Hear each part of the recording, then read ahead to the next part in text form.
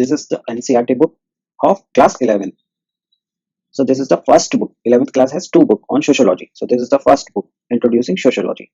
So in this series, we will cover this book.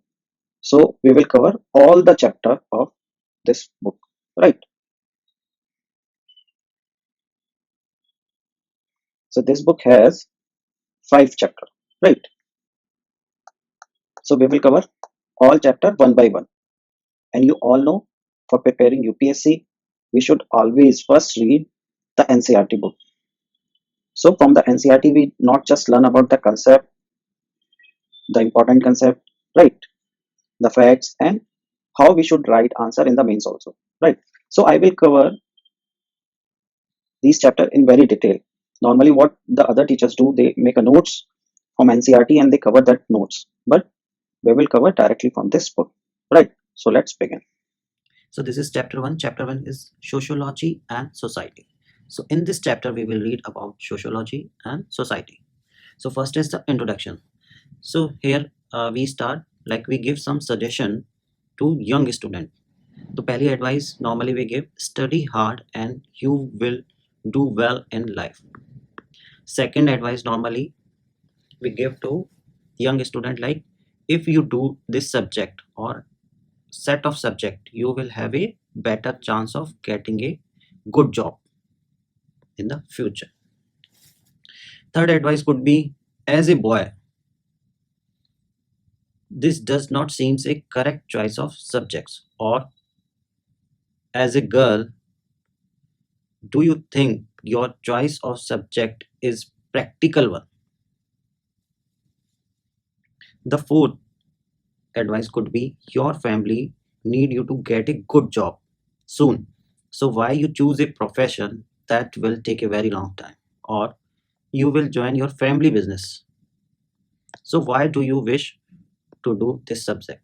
The four type of questions or four type of advice are normally given to young student, right? So here now we will evaluate one by one all these advice, right? Now one by one we will examine all the four suggestions given to the student, right?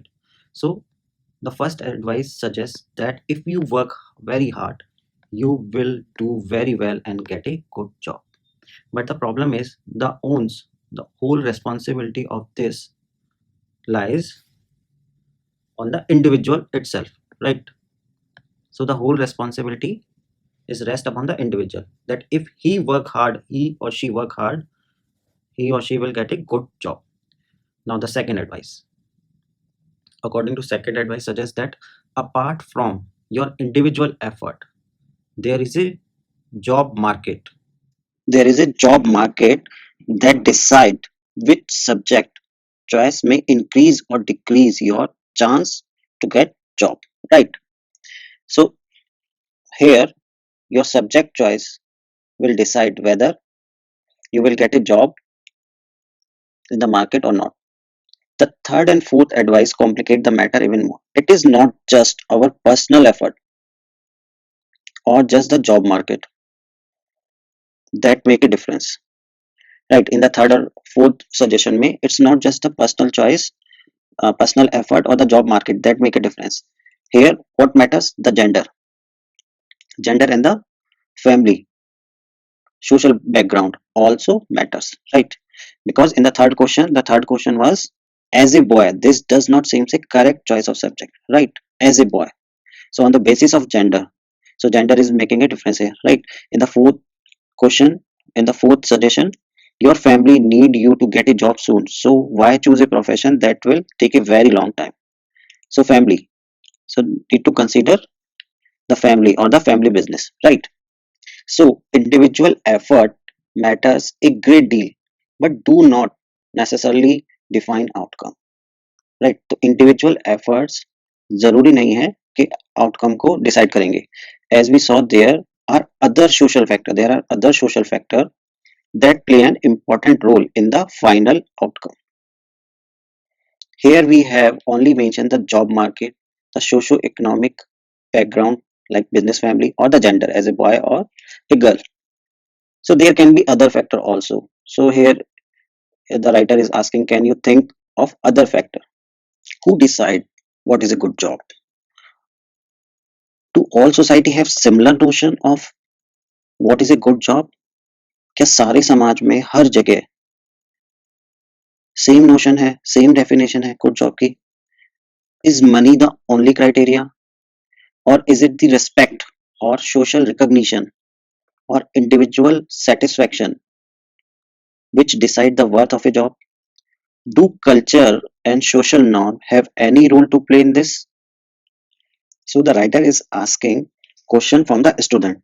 The NCRT, every NCRT work in this way. They raise a question, they ask a question, so that in this way they force the student to think about its solution, and in this way they teach the student about the concept, right? So here the writer is making so many questions from the student so that they think, right?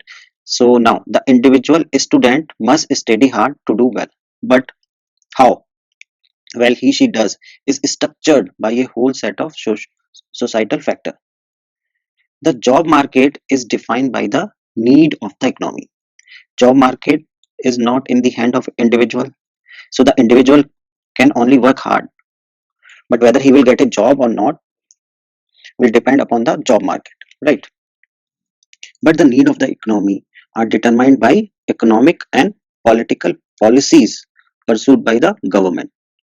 The chance of the individual student are affected. So the chance of student affected by both the political and the economic system, as well as by the social background of his or her family, right? So it gave us basic idea of how sociology study human society as a interconnected whole, right? This is important, interconnected whole, and how society and individual interact with each other. So choosing subject is a personal problem for an individual, right? But this is not a personal problem. It is in a broader, this is a broader public issue. It is affecting all students. So it's a, they form a collective entity. So one of the tasks of sociologist is to unravel the connection between a personal problem and a public issue. So the work of sociologist is to find a connection between personal problem and a public issue. So this is the first theme we will discuss in this chapter, right? Good job means different things to different society. So good job की definition different society में different होती है. तो social esteem which is related to a particular job depends on the culture of his or her relevant society. So what is relevant society? क्या relevant society वो है जिसमें individual belong करता है, या relevant society वो है जो उसके आसपास के neighborhood में है? क्या relevant society उसकी community है, या वो जिस कास्ट और ट्राइब में बिलोंग करता है वो उसकी रेलिवेंट सोसाइटी है, या जो उसके पेरेंट्स का प्रोफेशनल सर्किल है वो उसकी रेलिवेंट सोसाइटी है, या वो जिस समाज में रहता है, जिस नेशन में रहता है वो उसकी रेलिवेंट सोसाइटी है, right? So this chapter therefore looks at how the individual in modern times belongs to more than one society, right? Thirdly, this chapter will introduce that sociology is a systematic study of society, and this study is different from what philosophical thinker think about it, and also it is different from what religious guru tells about it, and it is also different from what our common sense observation about society has, right? Fourthly, this distinct way of studying society can be better understood if we look back historically at the intellectual ideas and the material context within which sociology born. So we can understand this distinct way to understand society अगर हम देखें that how sociology evolved or born in history, and in which intellectual ideas and material context led to the born of sociology. These ideas and material development were mainly Western. These development were Western, but with global consequences. But this was having global consequences. Fifth, we will look at the global aspect and the manner in which sociology emerged in India. Later, we will see that how sociology evolved or emerged in India.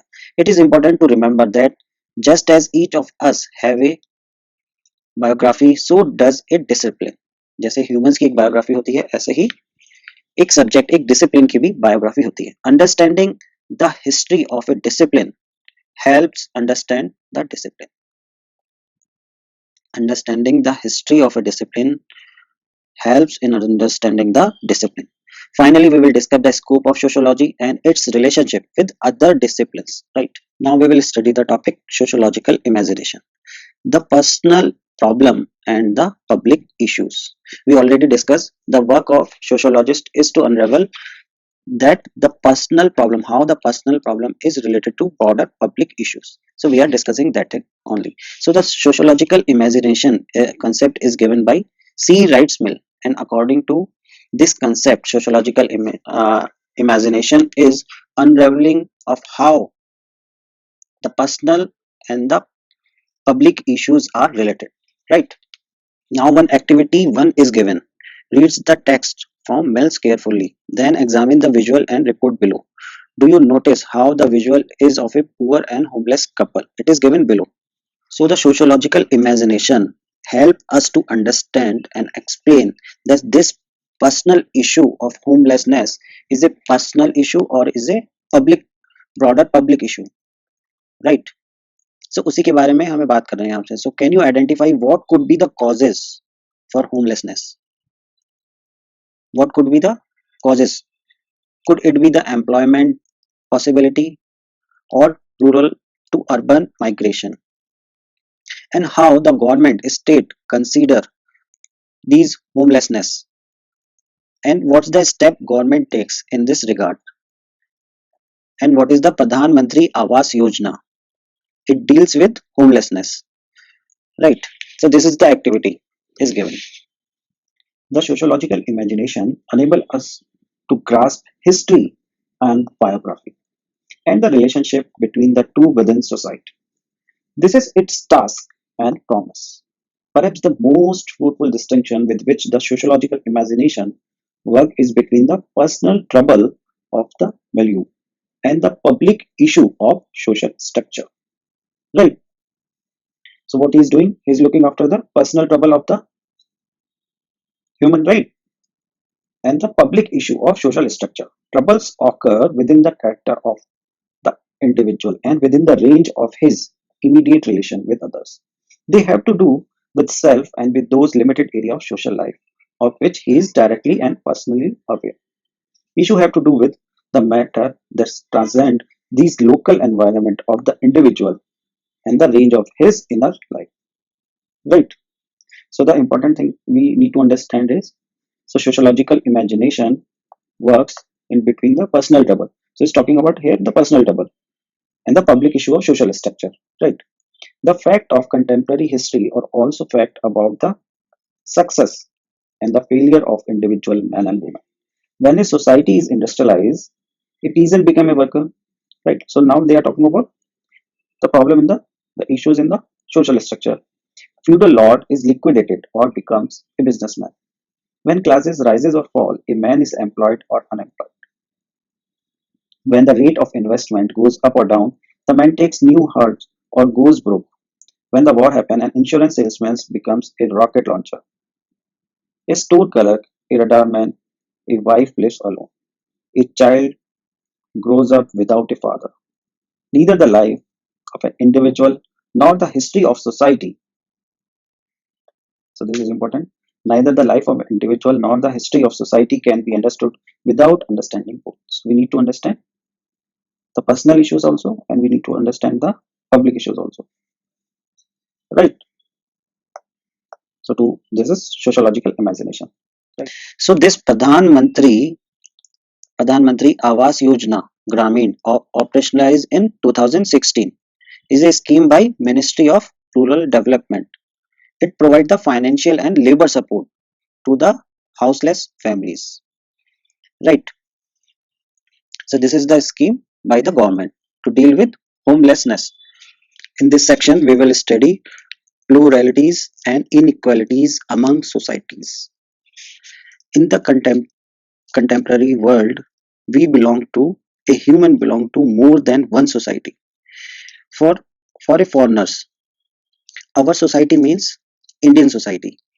But when we are amongst fellow Indians, we may use the term our society to denote either a linguistic or ethnic community or a religious or caste or a tribal society, right? So when we use the term our society, it could be either a society based on linguistic or ethnic basis, or it could be on the basis of religious basis, or on the basis of caste or a tribal society.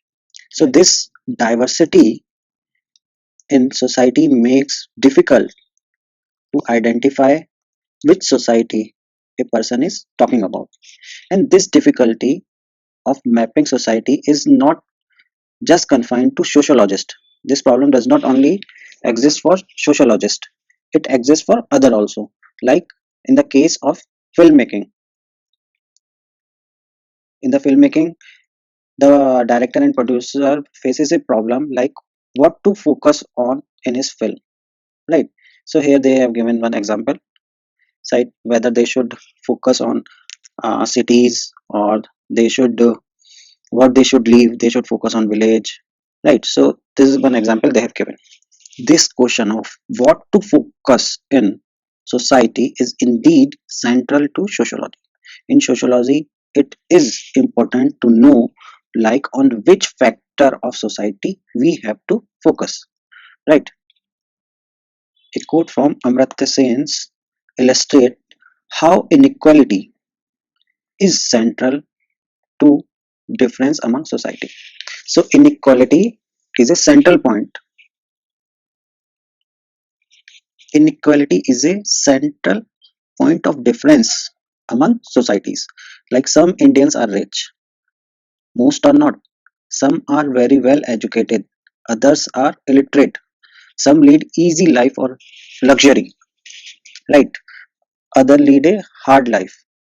Some are politically powerful, others cannot influence anything. So it is talking about the difference, about the inequality, right? Some have great opportunity for advancement in life, other lack there altogether. So in this way, it is talking about the inequality. These are different kind of inequality, and each of them require serious attention. This is by Amartya Sen. As we can see the inequality in this picture, right? So this is a picture which showing hunger. Hunger kills the world. So chronic hunger killed 6 million people worldwide, right? On the other hand, it is also showing an image of a obese person, right? So India is ranked amongst the top 10 obese countries in the world. So this is an inequality exists in the world, right? Activity 2 is given. In activity 2, it is mentioned like National Family Health Survey of the Government of India suggests that access to sanitation facility is more than 60%. So person which are not having sanitation facility is not equal. So this is an indicator of social inequality in society. So it's asking about like find out the other indicator of social inequality. For instance, education, how education, health and employment act as a differentiating factor among society. Now in this section we are introducing sociology. We have already read about the sociological imagination, and the central concern of sociology is to study society as an interconnected whole. The sociologists have to study society as an interconnected whole. We have already discussed the individual subject choice and the job market, and how the economic, political and other institutions like cultural, educational institutions are interconnected, and how the individual is both constrained by it and yet can change it to an extent. So in the next few chapters, will elaborate on different institutions existing in society as well as on culture. It will also focus on some key terms and concept in sociology that will help us to unable to understand society. Sociology is the study of human social life, groups and society. Right. So sociology is the study of human social life, group and societies. Its subject matter. Sociology's subject matter is our own behavior as social beings. So sociology is the study of human social life. And what is the subject matter of sociology? The subject matter is our own behavior as social being. Right. Sociology is not the first subject to do so. People always observed and reflected upon societies and group in which they live. This is evident from the writings of philosophers and religious teachers and legislators of all civilization and epochs. This human trait to think about our lives, about society, is in no mean confined to philosophers and social thinkers. Even we as a human being also have idea about our own life and also about others lives and about our own society and also about other society.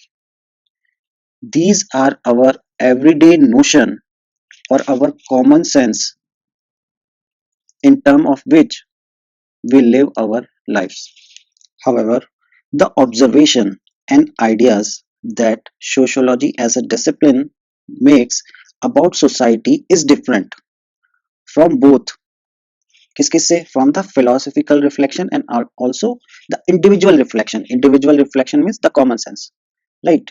So it's different from philosophical reflection and also from common sense. Observations of philosophical and religious thinker are often about what is moral or immoral in human behavior or about the desirable way of living and about a good society. Sociology too concerns itself with norms and value, but its focus is not on norms and value as they ought to be, as goal that people should pursue, but its concern is with the way they function, how they function in society, how the norms and value function in society. That's the concern of sociology. We will discuss it in more detail when we will read the chapter 3, where we will see how sociology of religion is different from theological study of religion. Empirical study. Empirical study means the study based on observation, experiment. So that is empirical study of society is an important part of what sociologists do. This, however, does not mean that sociology is not concerned with value. इसका मतलब ये नहीं है that sociology is not concerned with value. It only means that when a sociologist study a society, the sociologist is willing to observe and collect findings, even if they are not to her his personal liking. Okay. Here thinker Peter Berger makes an important point. It is unusual but effective comparison to make this point. To make the point that sociologist is a spy in a very much the same way. Here he has given one example, like about the spy. So the sociologist should be a spy in the same way. His and her job is to report as accurately as he she can about a certain events. Right. So here he has given one example. Like in any political or military conflict, it is of advantage to capture the information used by intelligence organ of the opposite side. But this is so only because good intelligence consists of information free of biases. If there are biases involved, so that information will not be useful for any country, right? So he has given example. Does this mean that sociologist has no social responsibility to ask about the goals of his her study or the work to which the sociological findings will be applied? He has such a responsibility. He has such a responsibility, just like any other citizen of society. But this asking is not a sociological asking. Why? This is like the biologist whose biological knowledge can be ap- applied to either heal or kill. This does not mean that the biologist is free of his or her responsibility, right, as to which use he or she served. But this is not a biological question. Similarly, this is not a sociological question. Sociology, from its beginning, considered itself as a science. It is not like commonsensical observation or philosophical reflection or theological commentaries which are not scientific, but sociology is bound by a scientific procedures. It means that the statement that the sociologist arrive at must be arrived through the observation of certain rules of evidence that allow others to check on or to repeat to develop his her findings further. There have been considerable debate within sociology about the difference between natural science and human science. Natural science like physics, chemistry, math, right? Or the difference can be between qualitative and quantitative research. But we need not enter this here, we will discuss it later. But what is relevant here is that sociology, in its observation and analysis, has to follow certain rules that can be checked upon by others. In the next section, we compare sociological knowledge to commonsensical knowledge, which will once again emphasize on the role of methods, procedure, and rules in the manner in which sociology conducts its observation of society. In chapter 5 of this book, we will see what sociologists do and how they go about studying society. An elaboration of the difference between sociology and common sense knowledge will help toward a clear idea of the sociological approach and method. So in the next, we will read about sociology and common sense knowledge. So here we will see the relationship between sociology and common sense. We have seen how sociological knowledge is different from theological and philosophical observation. Similarly, sociology is different from common sense observation. The common sense of observation are generally based on, जिसको हम बोल सकते हैं, what may be called naturalistic or individualistic explanation, right? So the common sense explanation is based on individualistic explanation. And an individualistic explanation for behavior rests on assumption that one can really identify natural reason for his behavior. This definition looks very technical, but it is simple. It is saying that common sense explanation are based on what may be called individualistic explanation. It means that common sense knowledge will be different for each individual. It will be different for you and it will be different for me, or it will be different from some other person.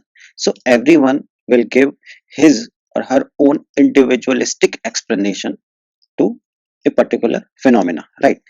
And in the next line he is saying that a individualistic explanation rests on the assumption that one can really identify the reason for his behavior, his or her behavior, right? So he can identify the reason for his behavior.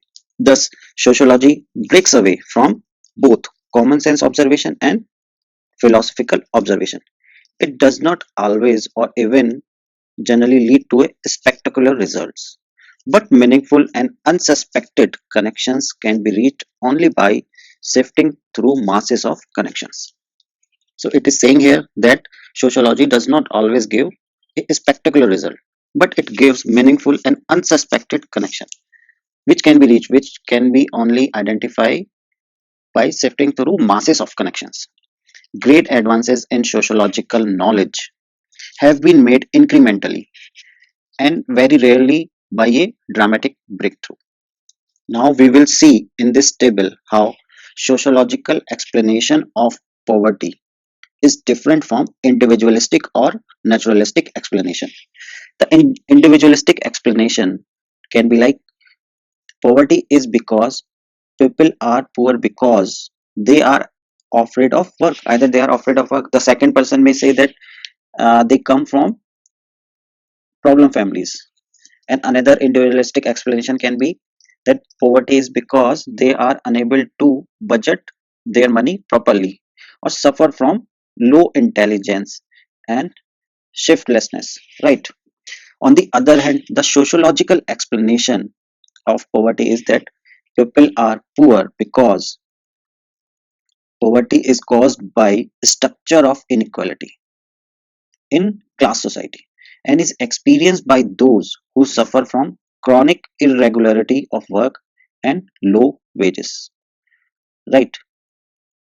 So we can see the difference in the individualistic explanation or in the sociological explanation of poverty. Sociology has a body of concepts, methods, and data, no matter how loosely coordinated. This cannot be replaced by common sense knowledge. Common sense is unreflective since it does not question its own origin, or in other words, it does not ask itself. Common sense does not ask itself, why do I hold this view? The sociologist must be ready to ask of any of our belief about ourselves, no matter how cherished. Is this really so? Both the systematic and questioning approach of sociology is derived from where they have derived this systematic and questioning approach from a broader tradition of scientific investigation. From scientific investigation, they have derived this, right? Unsuspected connection. In many society, including in many parts of the India, the line of descent and inheritance passes from father to son, right? This is understood at a this is called a patrilineal system. Keeping in mind that women tends to get property rights, the government of India after Kargil war decided that the financial compensation for the death of Indian soldier should go to their widow so that they were provided financial assistance. Right. The government the government not anticipated the unintended consequence of this decision. It led to many forced marriage of the widow with their brother-in-law, means husband's brother, or they were. In some cases, the brother-in-law was a young child and the sister-in-law a young woman. This was to ensure that the compensation remained within the family of the deceased man. Right? Can you think of other such unintended consequences of a social action or a state measure? Emphasis on scientific procedure can be understood only if we go back in time and understand the context or the social situation within which the sociological perspective emerged as sociology was greatly influenced by the great development in modern science. So the sociology was influenced by science.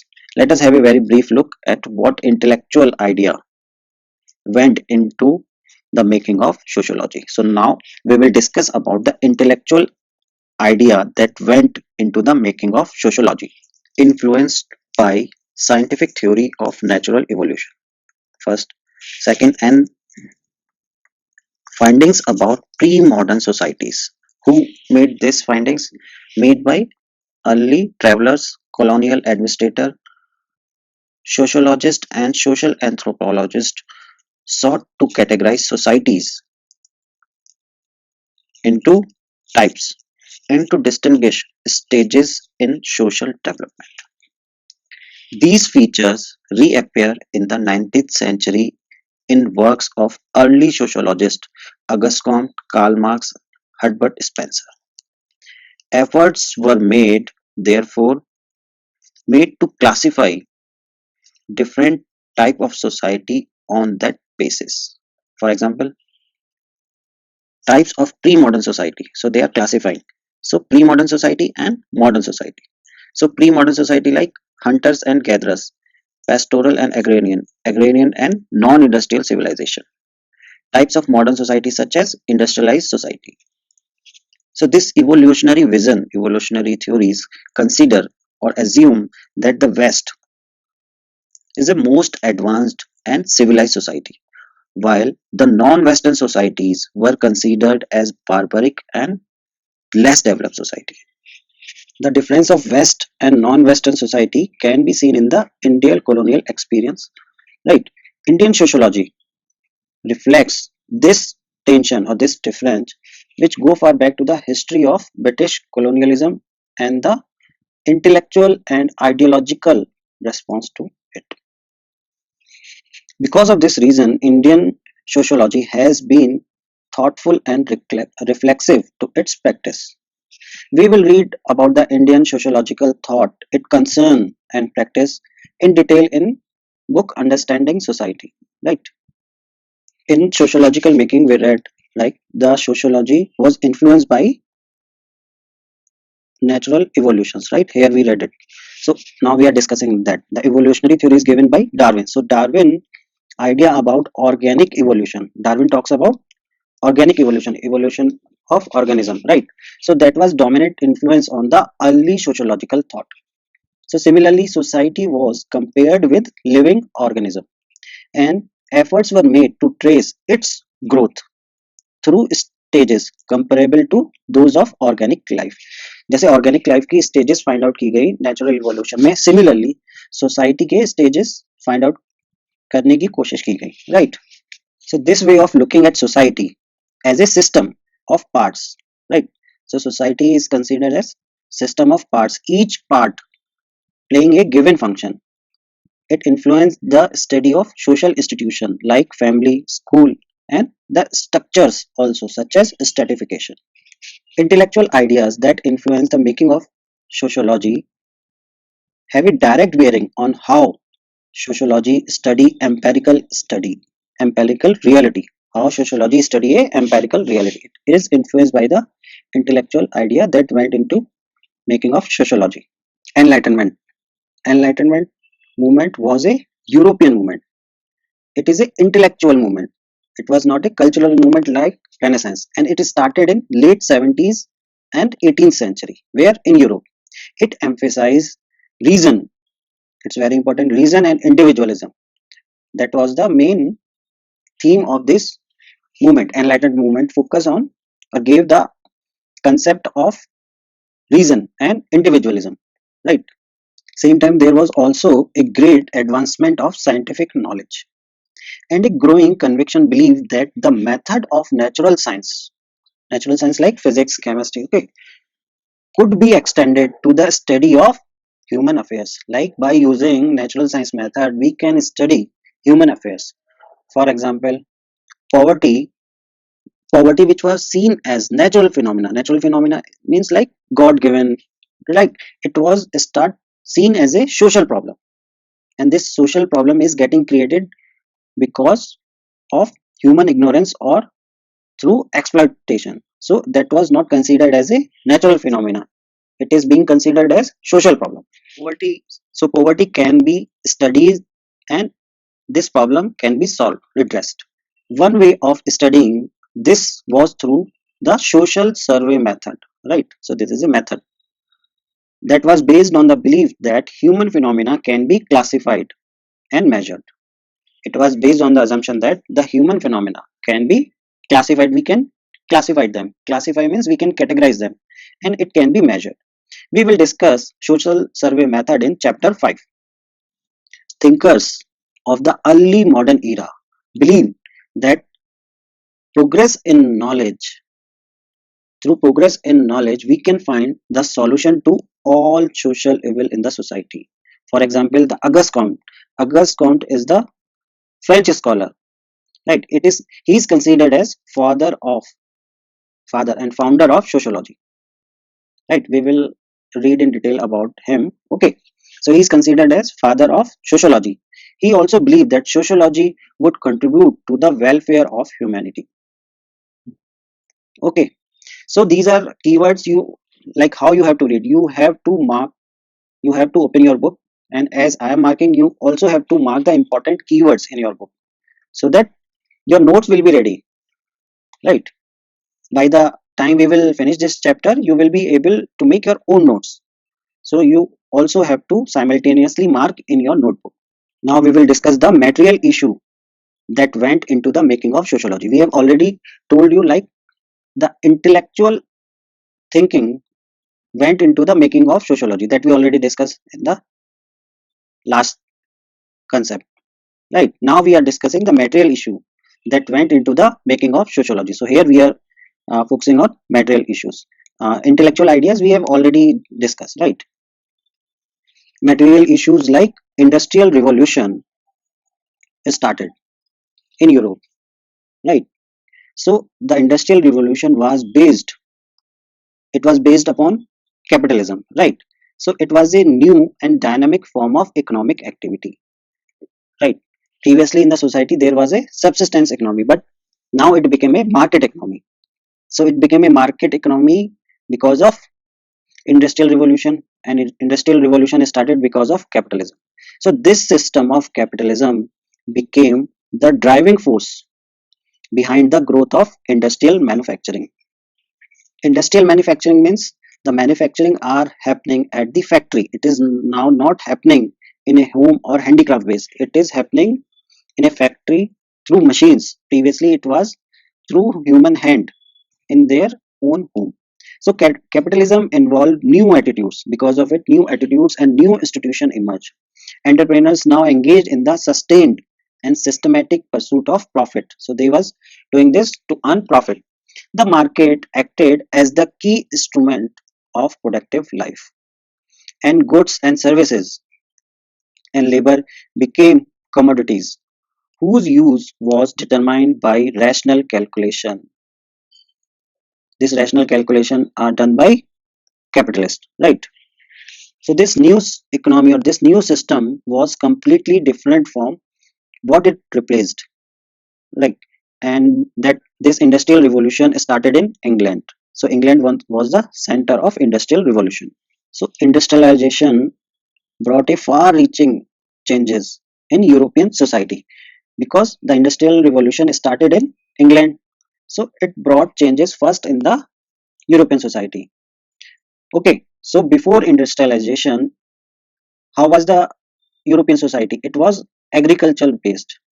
So most of the people was engaged in agriculture and textile activities.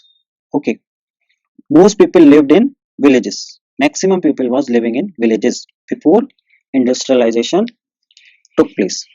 So most people lived in villages, like in our own Indian villages. जैसे अपने Indian village होते हैं ऐसे ही वहाँ के village थे. So there was peasant and landlords, blacksmith, leather worker, weaver, potter. Like, okay, so society was small.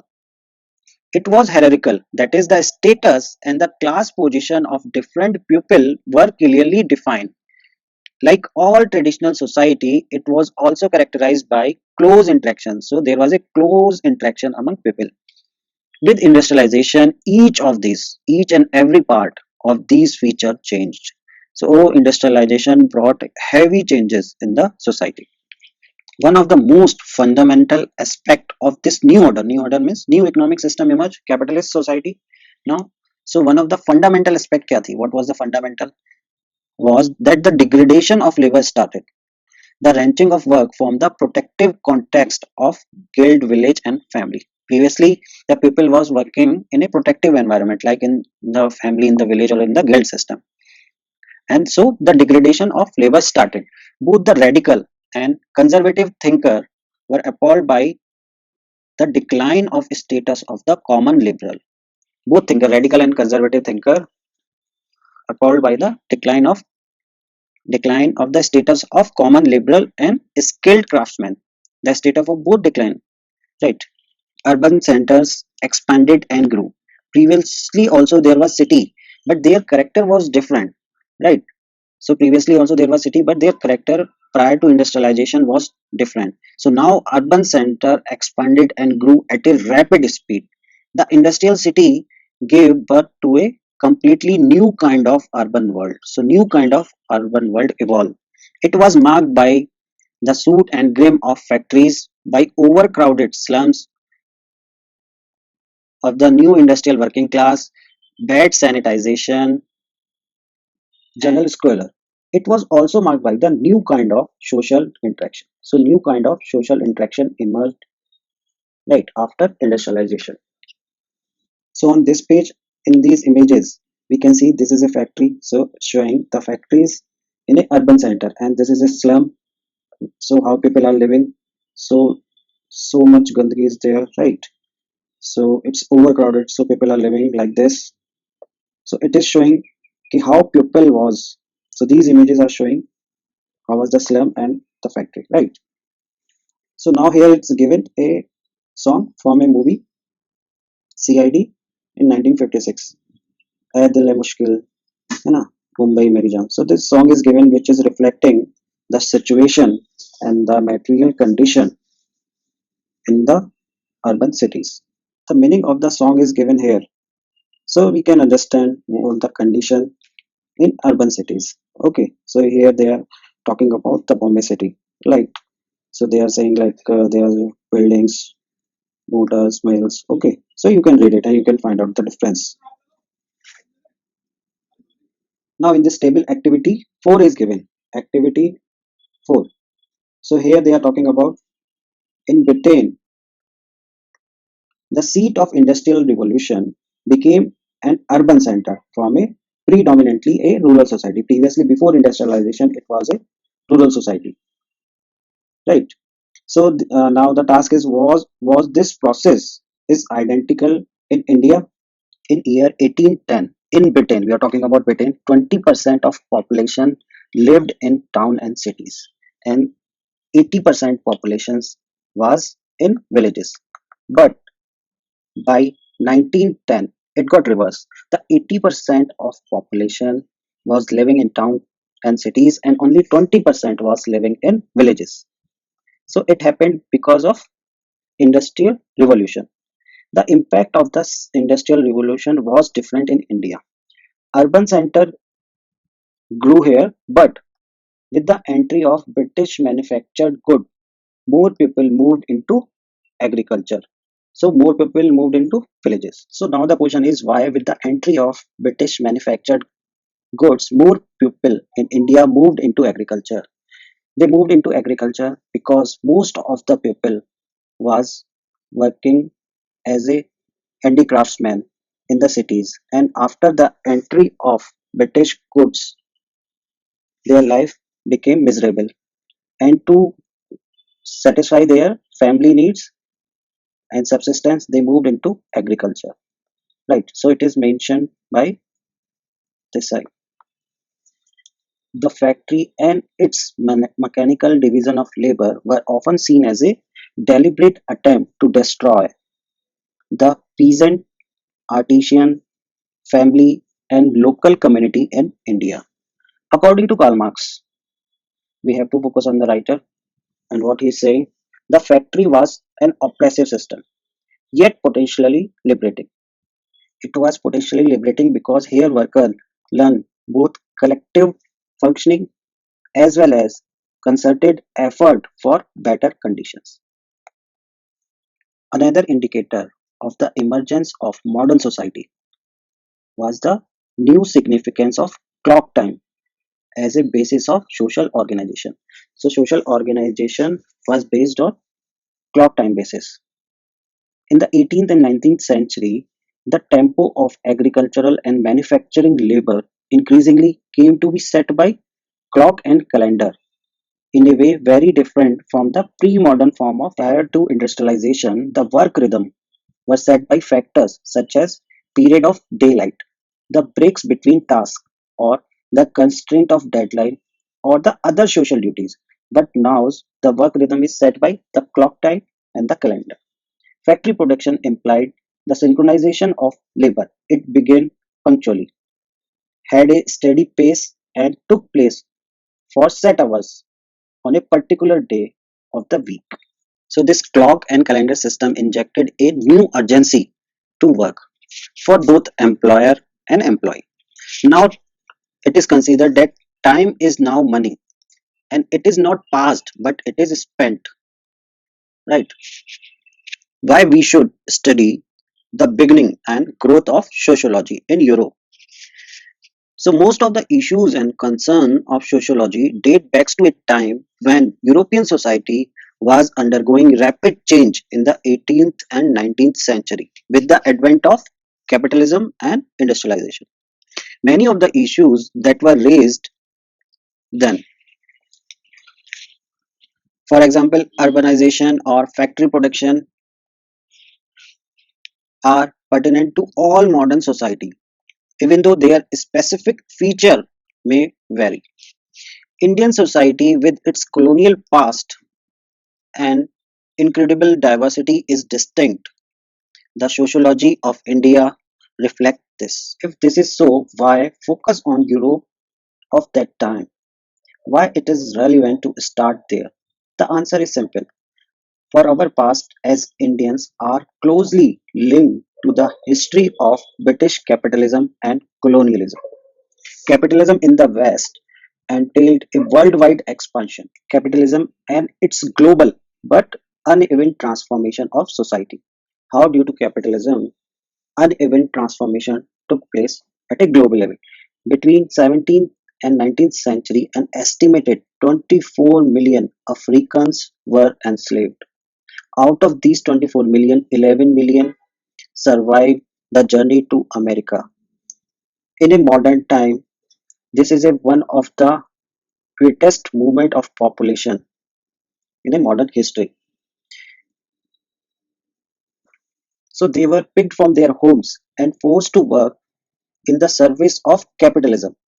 So enslavement is an example of how people were caught up in the development of modernity against their will.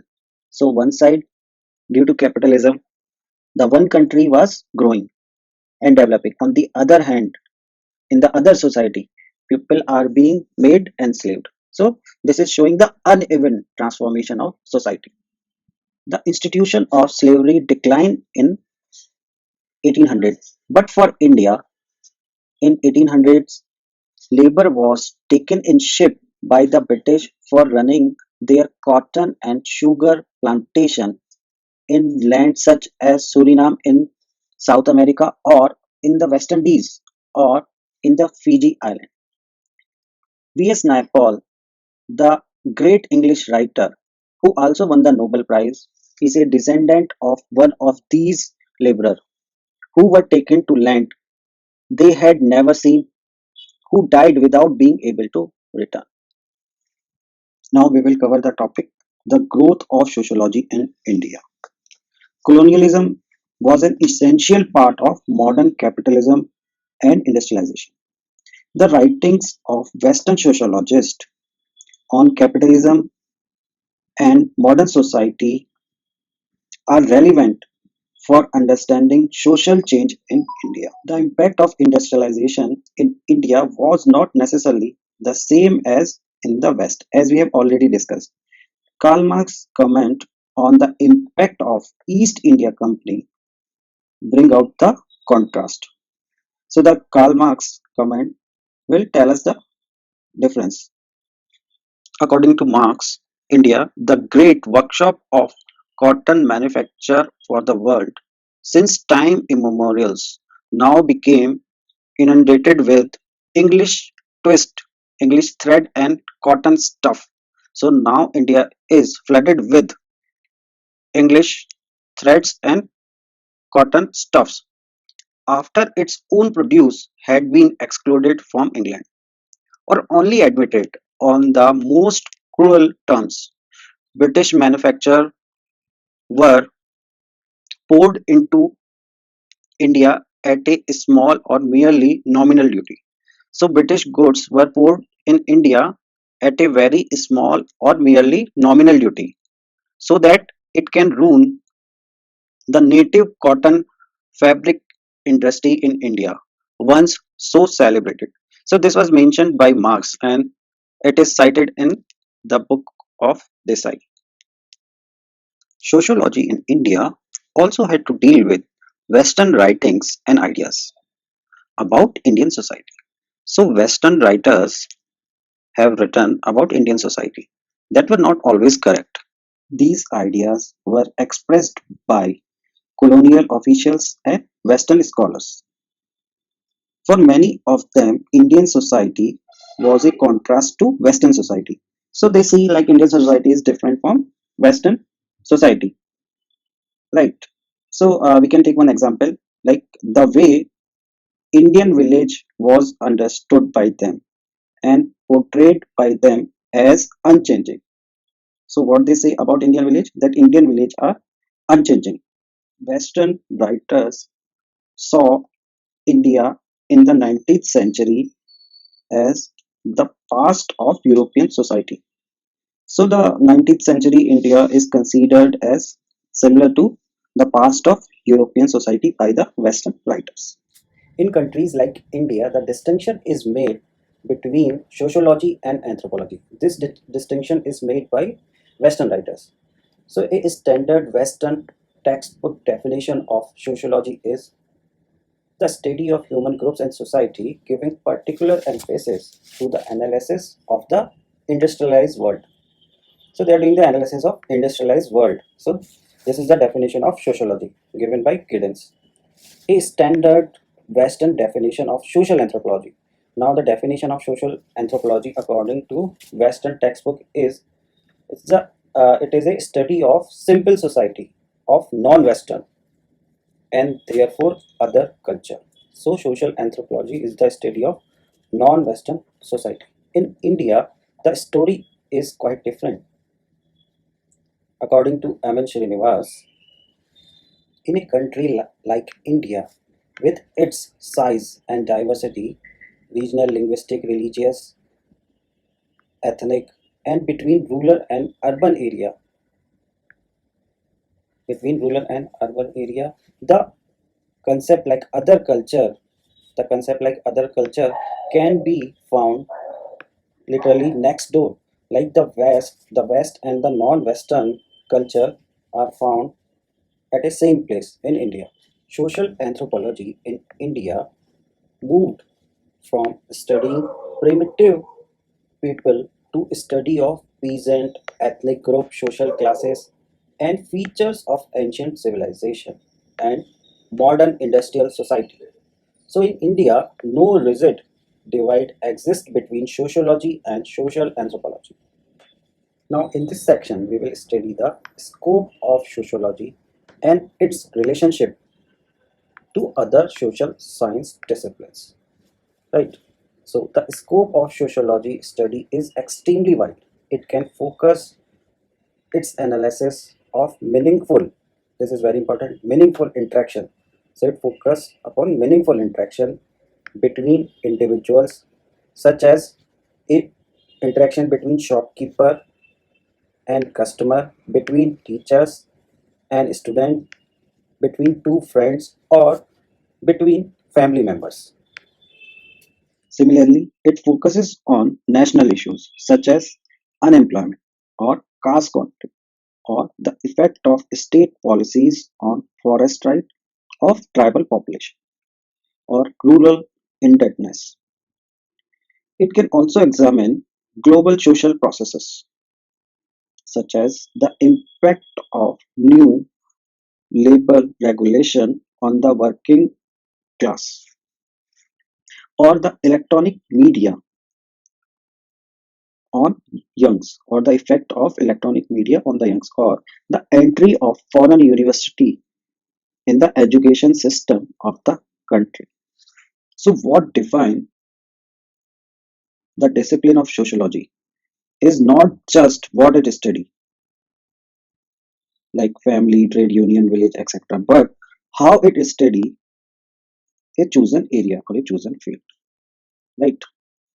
Sociology is one of a group of social sciences which also include anthropology, economics, political science, and history. So sociology is one of a group of social science. It is a part of social sciences, which include anthropology, economics, political science, and history. The division among the various social sciences are not clear cut, and all share a certain range of common interest, concepts, and methods. It is therefore very important to understand that the distinction of the discipline are to some extent arbitrary and should not be seen in a straitjacket fashion. To differentiate the social science would be to exaggerate the difference and gloss over the similarities. Feminist theories have also shown the greater need of interdisciplinary approach. For example, how would a political scientist or economist study gender role and their implication for politics or economy without a sociology of the family or gender division of labor? So first we will study the relationship between sociology and economics. Economics is the study of production and distribution of goods and services. Let's talk about production and distribution. The classical economic approach exclusively deal with interrelationship of purely economic variables like the relationship of price, demand and supply, money flow, output and input ratio, etc. The focus of traditional economics, the focus of traditional or classical economics has been on a narrow understanding of economic activity, namely the allocation of scarce resource, goods and services within a society. Allocation of scarce resources like goods and services within a society. Economists who are influenced by political economic approach seek to understand economic activity in a broader framework of ownership of and relationship to means of production. This is a sociological keywords, right? So we have to focus on this, right? Ownership. What's the relationship with the means of production and who is the owner of means of production? The dominant trend in economic analysis was to formulate precise law of economic behavior of human. On the other hand, sociological approach looks at economic behavior in a broader sense, in a broader context of social norms, values, practices, and interest.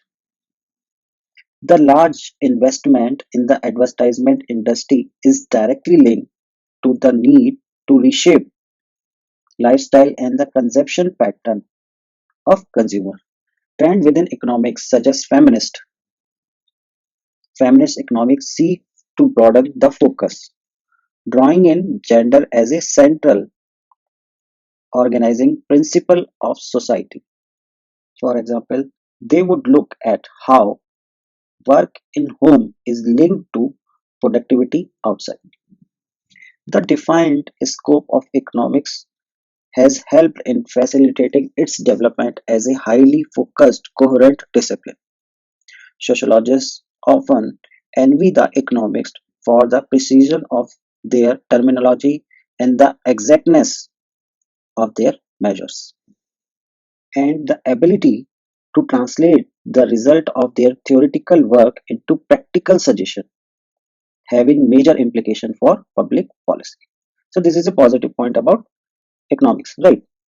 Yet, economists' predictive ability often suffer precisely because they have problems in predictive analysis because of their neglect of individual behavior. They neglect individual behavior, cultural norms, and institutional resistance, which is studied by sociologists. Pierre Bourdieu wrote in 1998, a true economic science would look at all the cost of economy, not only at the cost that corporations are concerned with, but also at the cost like crime, suicide, etc. We need to put forward an economics of happiness, which would take note of all the profits, individual and collective, material and symbolic, associated with activity, for example, security, and also the material and symbolic cost associated with inactivity or precarious employment. For example, consumption of medicine. France hold the world record for use of tranquilizers.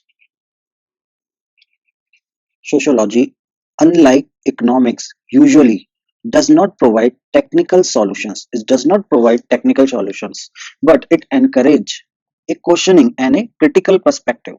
This helps questioning of basic assumption and thereby facilitate a discussion of not just the technical means toward a given goal, but also about the social desirability of a goal itself.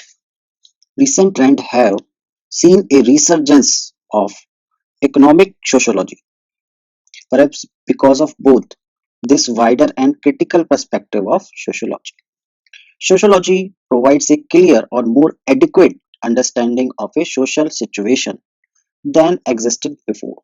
This can either be on the level of factual knowledge or through gaining an understanding about why something is happening, right? So on the basis of factual understanding or gaining an understanding why something is happening, so sociology provide a clear picture on this. So let's have a recap of sociology and economics relationship. In this para, first of all, they talk about classical economic approach, right? Later, here they talk about the sociological approach. In the third para, here they define the difference between economics and sociology. So, on which parameter economics is better than sociology, and how the economics predictive ability is suffered, and that thing is completed by the sociologist. Like they neglect individual behavior, cultural norms, which are studied by sociologists. And later we will see the Pere Bourdieu argument that is the economist should include all costs. So they should include the social cost also. Right. Later we will see that sociology is unlike economics. Usually does not provide technical solution. The sociology does not provide technical solutions. So this para talks about the problem in economics, and later a theme is emerging, a subject is emerging, economic sociology. So it looks economics, so it is combining economics and sociology. Later in this paragraph, they talk about that sociology provide a clear or more accurate picture. So it helps in understanding not just the factual part, but also understanding why some economic activity is happening, right? Now we will see the relationship between sociology and political science. As we read above, there is a growth of interaction of methods and approaches with economics. Similarly, there is an increased interaction of methods and approaches between sociology and political science. Now, conventional political science focused primarily on two elements. First, political theory and government administration. Neither branch involved extensive contact with political behavior. So they have not studied political behavior. The theory part, the first part, political theory part, usually focuses on ideas about government from Plato to Marx, while courses on administration generally deal with the formal structure. It deals with the formal structure of the government. It does not focus on its actual operation. On the other hand, sociology is devoted to the study of all aspects. It deals with all aspects of society, whereas conventional political science restricted itself mainly to the study of power as embodied in the formal organization. Sociology stresses the interrelationship between set of institutions, including government, whereas political science tend to turn attention toward the process within the government. Right. So I think this difference is clear that the sociology focuses on interrelationship between sets of institutions, including government. Right. It focuses on all institutions and their interrelationship. While on the other hand, political science focuses on the process within government. Sociology and pol science share similar interest of research. Sociologists like Max Weber worked in what can be termed as political sociology. The focus of political sociology has been on the actual study of political behavior. Even in the recent Indian election, one has seen the extensive study of of voting. Political pattern of voting is studied. Studies have also been conducted in membership of political organization, process of decision making in organization, and sociological reason for support of political parties, and the role of gender in politics. So these kind of studies are conducted by the political sociology. Now we will cover the relationship between sociology and history. Historian as a rule study the past. History study the past, while sociologists are more interested in the contemporary or recent past. Historian earlier were contained to describe the actual event, to establish how things actually happened, while sociology focused to establish or to seek a causal relationship. History study concrete details, while sociologist is more likely to abstract from concrete reality, categorize and generalize. Historians today are equally involved in doing sociological method and concept in their analysis. So history are using the methods and concept of sociology, right? Conventional history has been about the history of kings and wars, right? The history of less glamorous or exciting events such as changes in land relation or gender relations within the family have traditionally been less studied by historians but form the core area of sociologist interest. Today, however, history is far more sociological, and social history is the stuff of history. It looks at social pattern, gender relationship, mores, customs, and important institutions other than the act of rulers, wars, and monarchy. So, social history study all these things. It's not studying the important institutions like act of rulers, war, and monarchy. And sociology also study the same subjects. Now we will see the relationship between sociology and psychology. Psychology is defined as science of behavior. It involves itself primarily with individual. It deals with individual. It is interested in her or his intelligence and learning, motivations and memory, nervous system and reaction time, hopes and fear of individual. So social psychology, which serves as a bridge between psychology and sociology, maintains a primary interest in individual, but concern itself with the way in which individual behave in social group, collectively with other individuals. Sociology try to understand how behavior is organized in society. That is the way in which personality is shaped by different aspects of society. For example, economic and political system, their family, kinship structure, their culture, norms and value, how they shape the personality of an individual.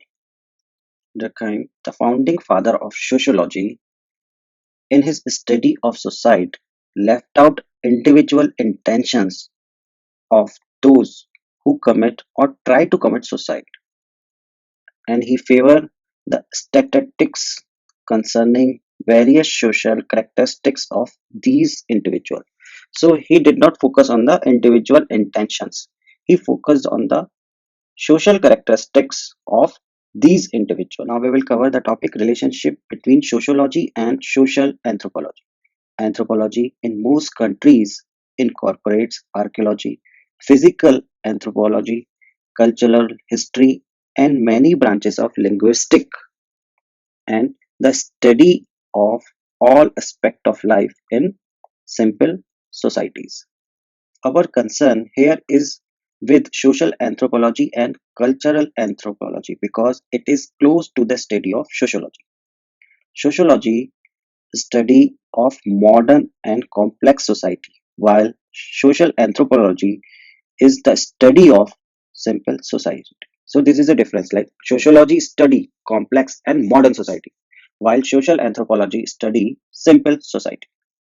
Each discipline has its own history or biography.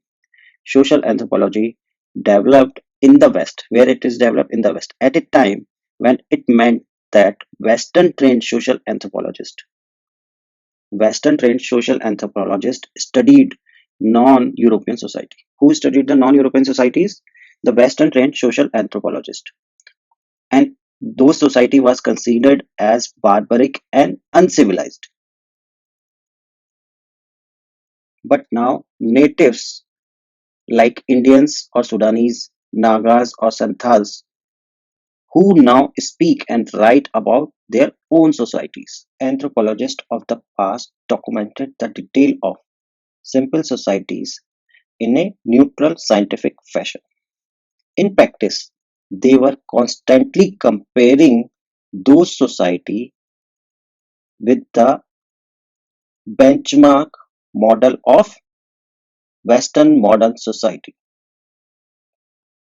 Other changes also redefined the nature of sociology and social anthropology. Due to modernity, the smallest village was impacted by global process. The most obvious example is colonialism. The most remote village of India under British colonialism saw its land law and administration changes, its revenue extraction alter, its manufacturing industry collapse. Now, in this table, activity is given. So, in this activity, first is like we have to find out that the Santhal worker who works in the tea plantation in Assam, their ancestor came from which place? The second is a question like when was the tea cultivation started in Assam? In Assam, when the tea cultivation started. And the third is that are British aware of drink tea before colonialism? Right. Contemporary global processes have further accentuated this shrinking of the globe.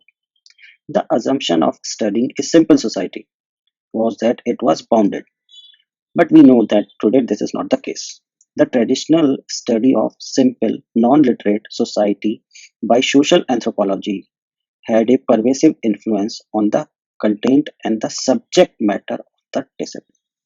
Social anthropology tended to study society, simple society, in all their aspects as whole. So, social anthropology used to study simple society in all their aspect as whole. Insofar as they specialize, it was on the basis of area, right? For example, till now they have specialized and gained knowledge on the basis of area by studying Andaman Island, the news of Melanesia. On the other hand, sociologists study complex society and would therefore often focus on part of society, like the bureaucracy or religion or caste or a process such as social mobility. So sociology focus on the part of a society, right? Social anthropology was a characterized by long field work tradition.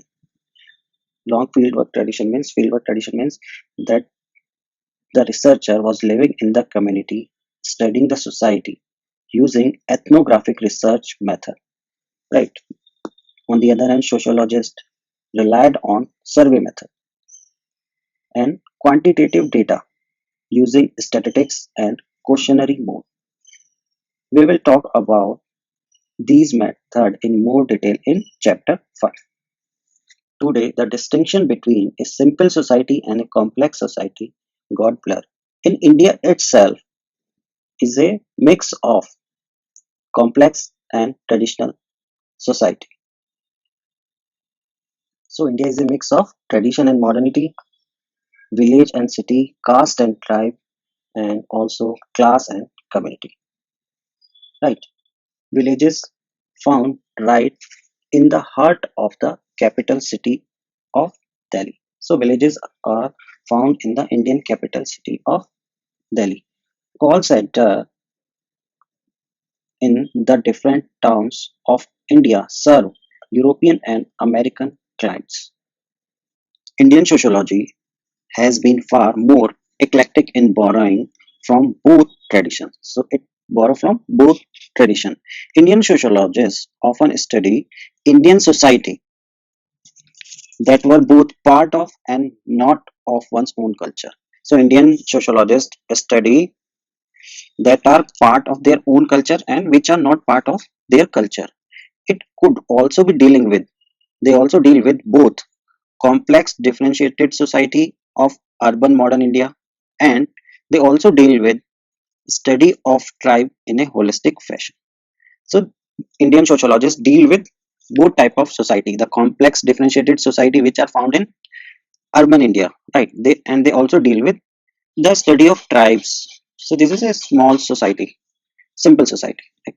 So it was assumed or considered that with the decline of simple society, social anthropology would lose its specificity and merge with sociology. However, there have been fruitful interchange between the two disciplines, and today methods and techniques are drawn from both disciplines.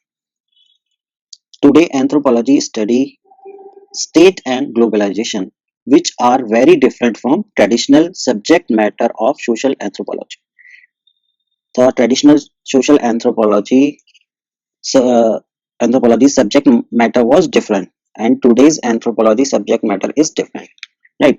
On the other hand, sociology too has been using quantitative and qualitative techniques. Previously, the sociology was using only quantitative methods, but now sociology is also using qualitative method which are used in anthropology. Right. So macro and micro approaches for studying the complexity of modern society.